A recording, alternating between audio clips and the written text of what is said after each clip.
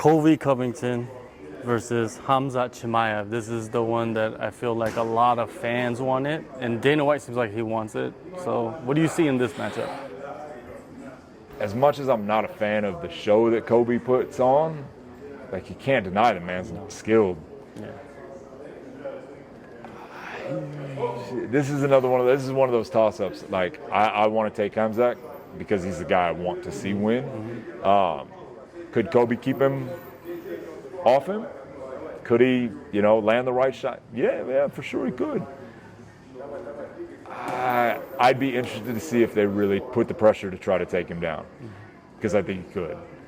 Like, that would be interesting. And I don't think Colby's got Burns' jiu-jitsu. So can he get up? If he gets up, how many times does he get put down? All right, I retract my previous statement about not buying those fights, only because it's somebody that I do want to. I'm curious to see. It's not a for him fight. If it was Colby versus Usman, I'm like, I don't know shit about that fight. But with Khamzat, I'm like, okay, that's another stern test to see what's going to happen. All right, damn it. All right, fine, we'll buy that fight. Open the wallet. Do you think this could be a possible scenario where these guys will just wrestle, and that's what we'll end up seeing, is not much striking? Or do you think they're going to stand toe-to-toe, stand back? It's one of those things that everybody gets it to this point. Don't piss off the crowd. Don't piss off the crowd. Like, even Usman doesn't just wrestle. He may only have 2 punches, but damn it if he's going to use those 2 punches. And those 2 punches will knock you out, Jorge Masvidal, welcome. It's one of those things. So you're like, I think everybody gets it. Everybody's going to, at this point, they will go out on their shield with striking. Now, I do think they'll try to wrestle. I think they'll give it a go, but they're not going to. Nobody's so one-sided anymore that they heavily rely on the one thing that they do. Everybody says, okay, yeah, I'm a great wrestler, but I can still hit you. And that's always a, kind of an X factor with that. Anybody with a heavy hand can hurt anybody. So, I would still take Khamzat for sure, but fuck, damn it, that's a fight I want to watch. Yeah, Colby's a talent, man. Yeah. There's no denying that. Oh, you can't deny it, and I feel like he said it even in an interview one time. He was like, he was on the verge of getting cut, and he said they just didn't like what.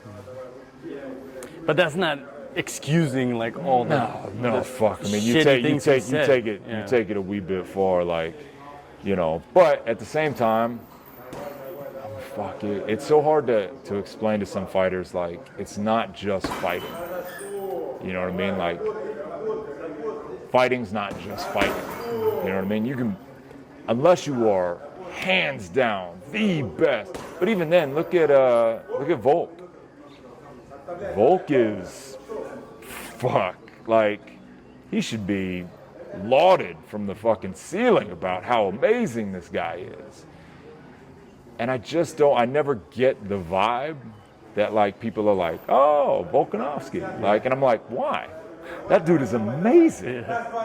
But you still just don't get the same vibe, and it's because he's a respectful, well-spoken, just calls out his opponents, beats their ass, and then moves on. It's like, dude, I do my job. And you're like, that's his job, but also, if you want to find yourself in those high pay level fights, sometimes you have to remember that part of your job is entertainment. Even if it doesn't even have to be so much talking shit like a Colby. It can just be putting yourself out there, being on social media, making yourself known, going to these different events and doing those things. And although that may take away from what you do, maybe it's not you, but just having a bigger presence makes you bigger to people. You know what I mean? Like, it's just all part of the pie. So, he's one of the guys, like, I mean, you that whole fight card, like, the Volk Zombie fight was kind of like third fight on that. Like, I mean, it was the main event, but, like, it wasn't the fight. It was the 2 fights before it were the fights that everybody was talking about. That fight was just kind of like, yay, we get a featherweight title fight. Like, you're just like, oh shit, like that should be a much more lauded fighter, and it's just because he's not a loudmouth, or he's not trash talking, or he's not, he's doing what you would hope a fighter would respectfully do. Martial artist. Yeah, exactly, right? It's a good martial artist, but at the same time, it's entertainment too. So how do you balance that? How do you get that? It's one of the things when I was talking to D, our fighter, where it was their first pro debut, it was in Kazakhstan, and the show was amazing. NFC, Naza, I mean, they did an amazing job. We're in the city of Almaty. It's beautiful. People were amazing. Show was off the chart. For a pro debut, I was looking at D. I was like, D, this is not your normal pro debut show. Like normally at a pro debut, you got a smoke machine here and about 3 lights, and somebody's mom is announcing. Like that's where you'll find a lot of pro debuts go. This was like in a full-sized arena with, professional lights and concert, and you're like, and you're walking out, and I'm like, got a reminder after, like, make sure you play to the crowd.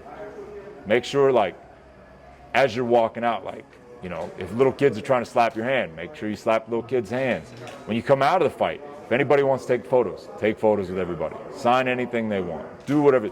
That's actually how I got my second pro fight. I had my first pro fight in a casino for Gladiator Challenge.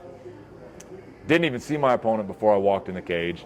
Walk in the cage, beat dude's ass. I'm all excited. I'm cheering. And after the fight, all these little kids are running up to me, and they're like, oh my God, they didn't know. Who was I? I was just some dude that just hopped in the cage and beat somebody's ass. But everybody wanted a signature, so I'm signing all these little cards. I'm talking, I'm taking photos with all these people. And this dude comes up and he's like, hey man, I really like the energy you're putting off, man, and clearly you can fight. Like, I've got a fight coming up in 3 weeks. Do you want, would you be interested? It's against one of Anderson Silva's guys. I'm like, yes, absolutely. And that put me in a showcase fight for me at the time, to fight somebody from a gym like that and things like that.